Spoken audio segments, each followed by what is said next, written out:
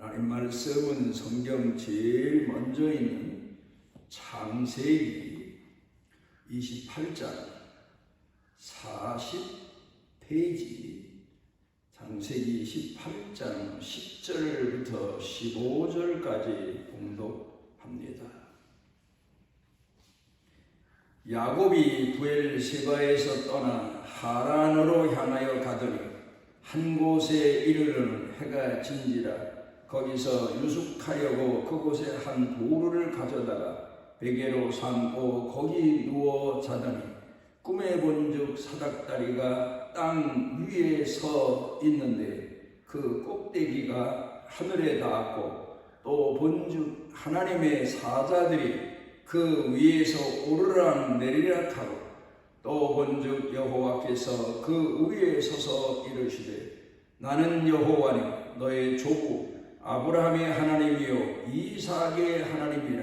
내가 누워 있는 땅을 내가 너와 네 자손에게 주리니 네 자손이 땅의 티끌같이 되어 내가 서쪽과 동쪽과 북쪽과 남쪽으로 퍼져 나갈지며 땅의 모든 족속이 너와 네 자손으로 말미암아 복을 받으리라.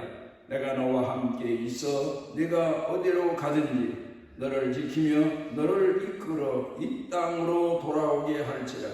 내가 네게 허락한 것을 다 이루기까지 너를 떠나지 아니하리라 하신지라.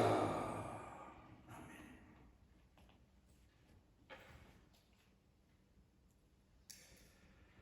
보통 사람들이 가지고 있는 마음의 소원, 마음의 기대는 평안일 겁니다.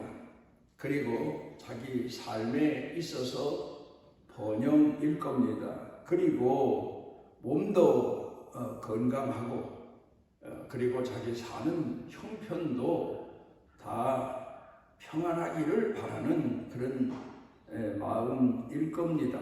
이건 보통 누구나가 가지고 있는 이제 그런 마음가짐이요, 소원이요, 생각들입니다. 그런데 마태복음 25장을 가서 보게 되면 거기에서 예수님께서 이런 마음을 가진 사람들을 향하여서 깨워주시는 그런 교훈의 말씀을 비유로 말씀하십니다. 달란트 비유가 그렇고 열처녀 비유가 그렇습니다.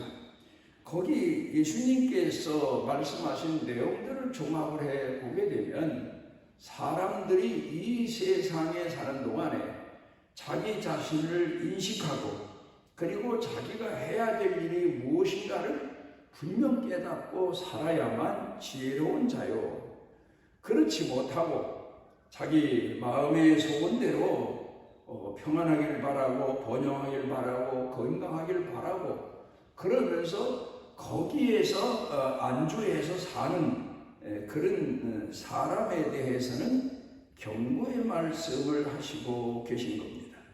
그 비유 말씀 중에서 보면 충성된 사람은 세월에 대해서, 시간에 대해서 민감하다는 사실입니다. 왜냐하면 자기에게 주어진 한계가 있고 기간이 있다는 사실을 항상 마음에 새기고 그 일을 위해서, 이루기 위해서 헌신하고 충성하고, 그리고 온 마음을 쏟아서 자기의 삶에 자기 자신을 향하신 하나님의 뜻을 이루기 위해서 애를 쓴다는 사실입니다. 그런데 반면에 게으른 사람, 이 사람은 자기 사명에 대해서도 둔감하고 자기 삶에 있어서도 문제가 없으면 그저 편안하게, 그게 바로 복인 줄로 착각하고 그리고 그냥 살아간다는 말입니다. 물론 깨어서 자기 자신을 알고 자기 자신의 사명을 알고 자기 자신에게 주어진 시간과 한계를 알고 애쓰고 노력하는 사람도 처음부터 그런 사람도 있겠고, 또 중간에 삶에 대해서, 세월에 대해서 둔감하다가 하나님을 향하신 나를 향하신 하나님의 뜻을 깨닫고, 그리고 그가 이제 각성해서 사는 사람도 있겠지만, 그러나 끝까지 미련한 사람, 우둔한 사람, 게으른 사람은 자기 자신 삶에 평안하면 만족하고, 그리고 번영하고 건강하면 그게 복인 줄로 착각하고 산다는 사실입니다. 우리가 세상에 여러 종교들을 놓고 보게 되면, 물론 우리 기독교도 평안이 복이고 번영이 복이고 건강이 복이라는 사실을 부인하는 것은 아닙니다. 그것도 복이라고 생각하지만, 그러나 그 이상의 복이 또 비밀한 복이 감추어 있다는 사실을 가르치고, 그리고 우리 생활 가운데에서 그런 일을 겪을 때, 경험할 때 바로 더 깨어서 낙심하지 않고 하나님 앞에 더 충성을 구하고 자기 맡은 사명을 다하도록 권고하는 내용이 성경적인 내용입니다. 되게 세상 종교들을 가서 보게 되면 거기 크게 붙여놓은 것이, 사람들의 관심을 끌기 위해서이긴 하겠지만 소원 성취, 그런 내용이 많이 있습니다. 샤머니즘 신앙, 미신적인 신앙에 가까울수록 이것을 강조하는 것들을 보게 됩니다. 그런데 우리가 성경을 통해서 신앙인으로 훈련받으며 연단받으면서 깨닫는 것은 바로 어려운 시련과 역경이, 그것이 바로 하나님이 우리에게 주시는 기회요. 우리가 하나님 앞에 깨어서 하나님을 더 의지하고, 그리고 우리를 향하신 하나님의 뜻을 이루기 위한 과정인 줄로 생각하게 됩니다. 우리가 성경에는 우리 예수 믿는 사람들을 군인으로 비유하기도 하고 장사하는 사람으로 비유하기도 합니다.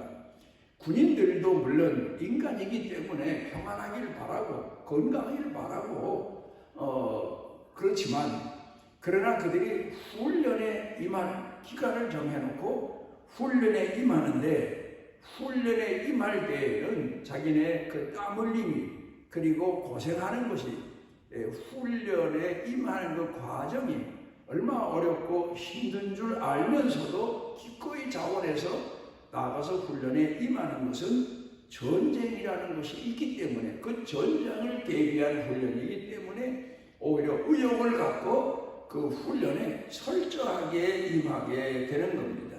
장사하는 사람도 그렇고 농사하는 사람도 그렇고, 평안하게 누워있으면 편안한 것은 사실이지만, 그러나 내가 그 평안을 거부하고 고생하고 헌신하고 또 낮아지고 또 그러면서 더 어려운 시련을 스스로 자청하는 것은 바로 농사하는 사람은 좋은 결실을 얻기 위함이고, 장사하는 사람은 바로 더 많은 이익을 얻어내기 위한 헌신이요 희생인 줄로 알기 때문에, 오히려 헌신하고 희생하며 농사하는 사람도 마찬가지지만 더 보람 같은 것을 느끼면서 열심히 자기 일을 다하고 있다는 겁니다. 물론 세상이 평안한 것으로 또 건강한 것으로 번영하는 것으로 복이다라고 한다면 사람에게 있어서는 더 말할 것도 없이 좋을 것 같지만, 그러나 성경에서 가르쳐 교훈하시는 내용, 특별히 마태복음 25장에서 말씀하시는 내용을 보게 되면 심판이 있다는 사실, 결산할 때가 있다는 사실입니다. 그때가 사람이 죽어서 하나님 앞에 가서 심판받을 때이기도 하지만, 또 때로는 이 땅에 사는 동안에 중간 결산이라고 하는 것이 사업하는 사람, 장사하는 사람들에게 있는 것처럼 우리 인간에게도 그런 결산의 때가 있다는 사실을 분명 깨닫고, 그래서 그 일들을 위해서 깨어 각성해서 살아가는 사람들, 그를 위에서 깨워주는 분이 바로 하나님이시다, 성령님이시다 하는 것을 성경은 권고하고 가르쳐주고 있습니다. 사람이 살아가면서 이런 얘기를 합니다. 제일 사람이 무서운 것이 바로 미움보다는 무관심이다. 그렇게 이야기를 합니다. 미움이 극에 달하면 그래도 미움 가운데에는 서로 화해할 그런 시간도 있고 또 그런 기회도 오겠지만, 무관심은 이미 버린 상태요, 포기한 상태이기 때문에 바로 사람에게 있어서 무관심이라고 하는 것이 더 무섭다, 그렇게 이야기를 합니다마는, 성경 가운데도 기록된 내용들을 보게 되면 하나님께서 버리신 자들, 이미 심판하기로 작정하신 사람들, 그 사람들에 대한 기록이 성경에 나와 있습니다. 소돔 고모라 성을 아브라함이 벌써 이미 타락하고 부패해서 하나님 앞에 심판마다 마땅할 줄 이미 알고 있었지만, 그러나 하나님께서 그 소돔 성에 대한 간절한 마음, 불쌍히 여기는 마음, 이런 마음을 가진 아브라함을 처음에 만나셔서 그 성을 심판하러 가신다는 사실을 알려주십니다. 그럼에도 불구하고 그 성이 이미 심판이 작정되어 있다는, 하나님이 심판을 작정하고 계시다는 사실을 하나님께서 정해 놓으셨는데도 그 사실을 아브라함이 또 천사가 또 그런가 하면 롯이 주변 사람들에게 정하는데도 그들은 그를 받아들이지 않고 믿질 않고, 그리고 타락한 채로 부패한 채로 그대로 살아가는 걸 우리가 보게 됩니다. 결국 그들은 타락하고 부패한 그것이 복인 줄 알고, 그것이 향락인 줄 알고, 인간에게 주어진 최고의 즐거움이요 기쁨인 줄 알고, 그리고 그들이 깨어 돌이키지를 않습니다마는 결국은 하나님께서 그들을 심판하시고 많은 것을 보게 됩니다. 우리 주변에도 우리가 늘상 주변 사람들을 보고 딱하게 여기는 사람이 있고 불쌍히 여기는 사람이 있습니다. 자기 딴에는 자기가 세상에서 제일 잘난 사람이고 자기가 세상에서 제일 많은 복을 받은 사람인 줄로 착각하지만, 주변에서 보는 사람들 시야에는 불쌍해 보이고 딱해 보이고, 그리고 그 사람이 사람으로서는 복되지 못하다는 사실을 인식하고 안타까워하는 사람들이 우리 주변에 많이 있습니다.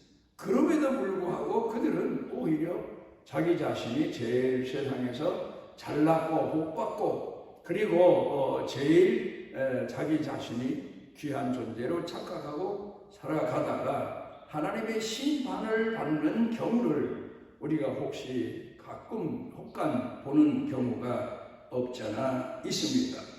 에서에 대해서 생각해 봅니다. 오늘 성경에는 야곱이 겪는 고난의 생애 삶에 대한 이야기가 기록되어 있는데, 그 형 에서로 인해서 야곱이 고난을 겪게 되고 고난의 길로 들어서게 됩니다마는, 그 형 에서는 태어날 때에 누구보다 동생보다도 쌍둥이로 태어났지만 먼저 태어나서 장자로 태어나서 그가 얻은 복이, 태어나면서부터 얻은 복이 동생보다 더 앞섰습니다. 장자의 자격을 가지고 그리고 살아가다가 동생에게 실없이 자기 장자의 기업을 그만 먹는 죽 한 그릇에 팔아버리고 말았는데, 그럼에도 불구하고 그는 그게 하나의 그저 지나가는 놀이 과정인 것으로 착각하고 자기가 아버지 집에 장자인 것으로 착각을 합니다. 그리고 그가 이제 동생이 자기를 기분 나쁘게 했다 하는 의미에서 동생을 몹시 더 미워하게 되는데, 결국 하나님의 섭리는 그 동생이 아버지로부터 장자의 축복을 먼저 받아내게 합니다. 그래 결국 그로 인해서 형 에서는 동생을 이제 분노해서 죽이려고 그리고 날뛰는데, 그 사실을 아버지가 알고 어머니가 알고, 그리고 동생 야곱을 그 형 에서에게서 멀리 떨어진 외삼촌 집으로 보내게 되는 내용이 오늘 성경 본문의 내용입니다.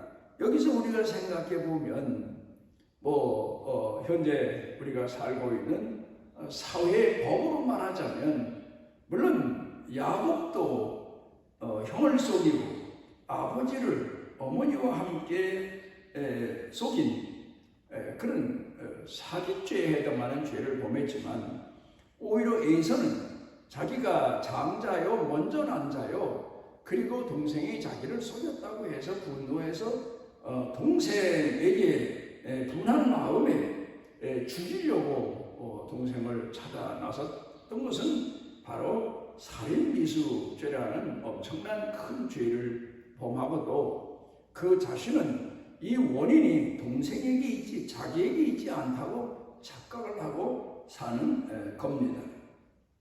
그런데 오늘 성경 본문 말씀으로 돌아가서 보면은 하나님은 그 아들을 세상에 보내실 때에도, 아들이 세상에 보내지시게 되면 보통 세상의 왕들이 그 자녀들을 만약에 타국에 보낸다면 아마 비서도 보내고 또 많은 돈도 지니고 가서 편안하게 고생 덜 하고 그 타국의 생활을 마치고 돌아오도록 그렇게 배려했을 건데, 하나님께서는 그 아들을 이 땅에 보내시면서 가난한 집으로 보내십니다. 그리고는 그 삶이 얼마나 힘드시고 어려우셨으면은 어렸을 때에 그 예수님이 태어나신 집안에 세상적으로 말하면 아버지 되는 요셉이 목수 생활을 통해서 근근히 생계를 유지하는데, 그 목수 생활을 돕기도 하고, 그러면서 성장 과정을 어렵고 힘들게 거치십니다. 그리고 사역을 시작하실 때 하늘에서 천군 천사가 내려와서 예수님을, 하나님의 아들을 도와서 사역을 쉽게 행하시도록 불말 불병거가 내려와서 예수님을 모시고 태우고, 그리고 곳곳에 다니면서 하늘 복음을 전하시게 하신 것이 아니라, 예수님이 사역을 시작하실 때에 성령께서 아버지의 영이 오셔서 예수님을 오히려 광야로 나가게 하십니다. 광야라고 하는 것은 마실 물도 구하기 어려운 곳이고, 먹을 양식도 구하기 어려운 곳, 힘든 곳, 거의 없는 곳, 그런 곳으로 예수님께서 가셔서 거기서 성령에 사로잡혀서 40일 금식기도를 하십니다. 그리고는 금식기도 마치시고 나오셔서 사역을 시작하시는데도 예수님의 삶이 그렇게 고달픈 삶이고 힘든 삶일 수가 없습니다. 성경에 기록된 내용을 보면 어떤 날은 예수님께서 제자들과 함께 배를 타고 이 건너편에서 저 건너편으로 가시는데, 그때 얼마나 피곤하셨으면 광풍이 일어나도 그 사실조차 모르시고 곤히 주무셨다, 깊은 잠에 빠지셨다 하는 걸 보면, 예수님께서 평소에 얼마나 힘겨우게 고달프게 땀 흘리시고 희생하시고 헌신하시면서 사역을 하셨나. 보통 사람들은 하나님의 아들이시니까, 능력이 많으시니까 예수님은 건강하실 거다 그렇게 착각하지만, 오히려 병든 사람보다 더 허약한 몸을 가지고 병든 사람을 찾아가셔서 어루만져 기도해 주셨다는 사실을 우리가 넉넉히 이해해 볼만 합니다. 그렇게 예수님께서 사역을 다 마쳐 가실 때쯤이면, 그리고 예수님이 하나님의 아들 되심을 세상에 알리시고 이스라엘의 영적인 왕으로 오셨음을 알리시기 위해서 예수님께서 예루살렘으로 입성하실 때에도 하늘에서 천군 천사를 보내시거나 아니면 하늘에서 황금마차를 보내셔서 천사들이 이끌게 하시고 그러면서 예루살렘에 입성하게 하신 것이 아니라 이 세상 왕으로 등극하는 사람 중에는 제일 낮은 자리, 제일 낮은 모습, 나귀를 타시고 예루살렘에 입성하시는 그런 과정을 거치게 하셨고, 그리고 마지막에는 결국 골고다 언덕에서 세상에 왕되심을 선포하신 게 아니라, 물론 영적으로 선포하시는 과정이긴 하지만 십자가에 못 박혀 죽으심으로 세상의 왕이 되심을 선포하시는 그런 십자가의 고난, 죽으심, 고통, 그런 과정을 거치시게 하신 것을 우리가 성경을 통해서 보면서 믿음의 길, 신앙의 길, 하나님이 이끄시는 길이 우리 모든 성도들에게 있어서는 평탄한 길이 아니라는 사실을 그 광경을 통해서 우리가 더 인식하게 됩니다. 오늘 성경 본문의 말씀을 놓고 봐도 하나님께서 그 아들이 사역을 시작하실 때에 성령께서 강하게 임하셔서 광야로 이끄신 것처럼, 야곱은 잘 몰랐지만 하나님 섭리 가운데 하나님은 야곱을 베델로 이끌고 계셨다는 사실입니다. 그리고 베델에서 그를 만나 주십니다. 그리고 어딜 가든지 함께 주시기로 약속하십니다. 그런 후에 야곱이 이제 밧단 아람 외삼촌 집에 가게 되는데, 거기 가서도 야곱이 겪는 일은 평탄한 일이 아닙니다. 물론 그 외삼촌의 집에 양들이 야곱이 간 이후로 더 번성해서 외삼촌 집안이 더 큰 부를 축적하게 되긴 하지만, 그럼에도 불구하고 야곱이 겪는 고난은 이만저만이 아니었습니다. 그는 외삼촌에게 7년, 14년이라고 하는 긴 세월 동안을 아내를 얻기 위해서 머슴살이를 해야 했고, 그 이후도 그가 한 20여 년 돼서 고향에 돌아오기 전 한 6년 기간 동안도 야곱은 평탄한 생활을 살지 못한 것을 우리가 보게 됩니다. 그러니까 하나님께서는 야곱을 신앙을 갈망하고 장자의 기업과 유업을 갈망하는 이 야곱에게 실제적인 그 장자의 축복을 주시기 위해서 고난의 길을 이끄셨다는 사실.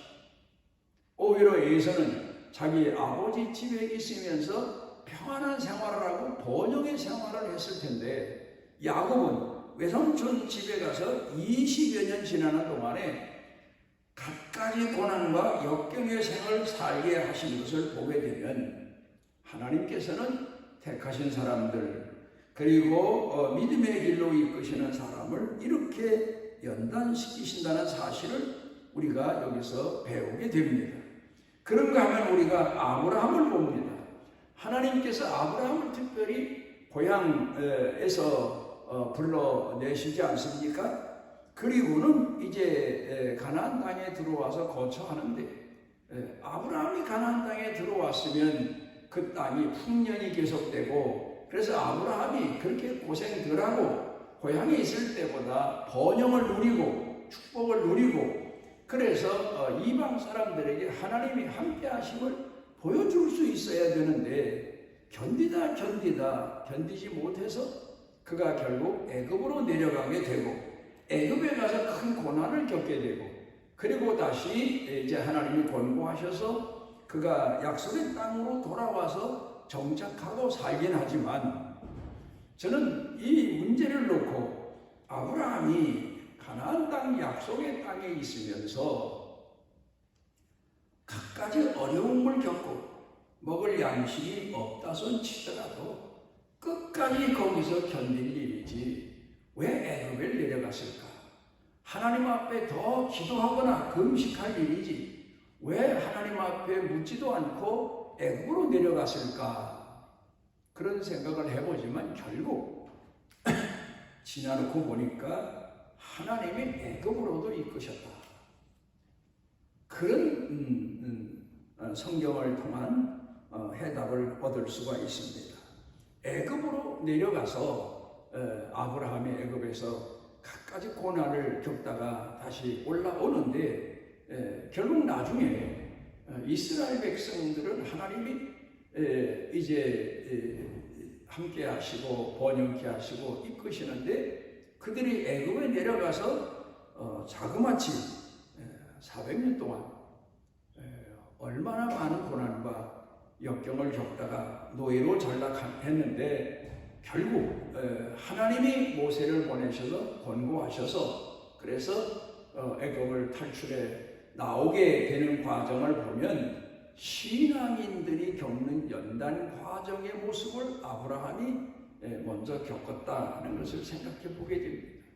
아브라함이 결국 애굽에 내려가서 이제 가정까지 파괴될 지경에 이르게 되자 하나님이 나서셔서 간섭하셔서 그 아브라함의 가정을 다시 수습해서 약속의 땅으로 올라오게 하시는 내용을 놓고 보게 되면 이것도 하나님께서 아브라함을 향하신 계획하신 선하신 뜻이었구나 하는 것을 우리가 돌이켜 생각해 보게 됩니다. 그런가 하면 엘리야도 그 불신시대 아합 왕과 이세벨이 세상의 권세를 장악하고 세상 사람들을 미혹하던 시대, 그런데 하나님 앞에서 믿음의 신앙의 대언자로 세움을 받은 이 엘리야도 결국은 하나님을 불신하고 우상을 숭배하는 아합과 이세벨을 피해서 세상 권세를 잡은 자를 피해서 숨어서 그리 시내가에가 숨어 삽니다. 잡히면 이세벨과 그리고 아합이 아마도 엘리야를 처형시키고 말았을 겁니다. 숨어서 그리 시내가에서 숨어서 근근히 살다가 그가 또다시 하나님 앞에 기도했더니 시냇물까지 말라버려서 보내신 곳이 바로 시돈 땅에 아주 가난한 집, 마지막 떡을 그것도 배불리 먹지 못하고 그것만 먹으면 이제 굶어 죽을 일밖에 남지 않은 그런 집으로 보내십니다. 그리고는 거기서 하나님이 간섭하셔서 근근히 또 양식을 떨어지지 않도록 하룻밤 자고 나면 밀가루통에 밀가루가 기름이 또 그날 먹을 만큼의 일용할 양식이 겨우 채워져서 그걸 가지고 하루 살고 그렇게 살게 하십니다. 그러다가 나중에 또 하나님께서 아브라함으로 이제 아합 왕 앞에 엘리야가 나서게 되고 그를 책망하게 믿음의 용기를 주셨지만 그런데 그로 인해서 아합과 이세벨이 이 엘리야를 잡아 처형시키려고 하니까 도망가서 광야에 도망가서 결국 피해서 하나님 앞에 한탄하면서 기도한 곳이 박농쿨 아래였고 그리고 그 박농쿨마저도 하나님은 벌레를 통해서 말려버려 엘리야로 하여금 모든 하나님께서 믿는 성도들 그리고 연단받는 신앙인들의 삶을 주관하고 계시고 또 그 백성을 진정으로 얼마나 사랑하신 나를 일깨워주시는 과정을 거치게 하신 내용을 통해 보면 고난을 통해서 가르치셨다는 사실, 평안한 가운데서 가르치신 게 아니고 고난을 통해서 가르쳐 주셨다는 사실입니다. 오늘 성경 본문의 말씀을 놓고 보면 하나님이 분명 함께 하신다고 했습니다. 어디로 가든지 함께 하신다고 했습니다. 그럼에도 불구하고 야곱의 삶이 평탄하지 않았던 것은 하나님이 거짓말을 하셨나? 하나님이 시없는 말씀을 하셨나? 아닙니다. 오히려 고난을 통해서 야곱이 진정한 신앙인이 되어가는 과정을 거치도록 하나님이 그 믿음을 양육해 주셨다는 사실입니다. 고난 중에서 야곱도 야곱이 되게 하십니다.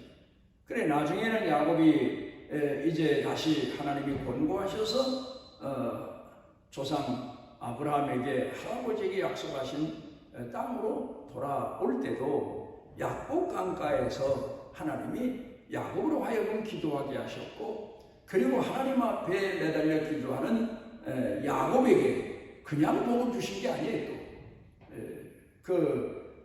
야곱의 환도뼈를 쳐서 환도뼈가 으골되게, 그래서 그 다음부터 야곱은 절름 거렸다는 겁니다. 그래서 유대인들이 지금까지도 그 내용을 통해서 짐승의 환도뼈를까지 먹지 않는 그 자기 조상이 당한 그 고통을 기념하는 이제 그런 습관들이 지금까지 전해오고 있다고 그럽니다. 이렇게 하나님은 야곱에게 그냥 축복하실 일이지, 야곱 강가에서 밤새워 가며 하나님께 매달려 축복해 달라고 하는 야곱에게 그냥 축복하실 일이지 왜 환도뼈를 치시면서 그에게 축복을 해 주셨겠습니까? 그것은 바로 고난을 통해서, 고통을 통해서, 아픔을 통해서 비로소 하나님의 선하신 뜻이 전달되어지게 되고, 그리고 그를 통해서 우리 부패하고 타락한 인간들이 깨어서 하나님 앞에 더 나가게 되고, 하나님의 뜻을 가슴에 품게 되고, 하나님을 더 사랑하고 하나님의 사람으로 살아가게 되기 때문입니다. 그래서 예수님이 이 땅에 오셔서 많은 사람들에게 복음을 전하실 때 마태복음 5장에 보면 이상한 말씀을 하십니다.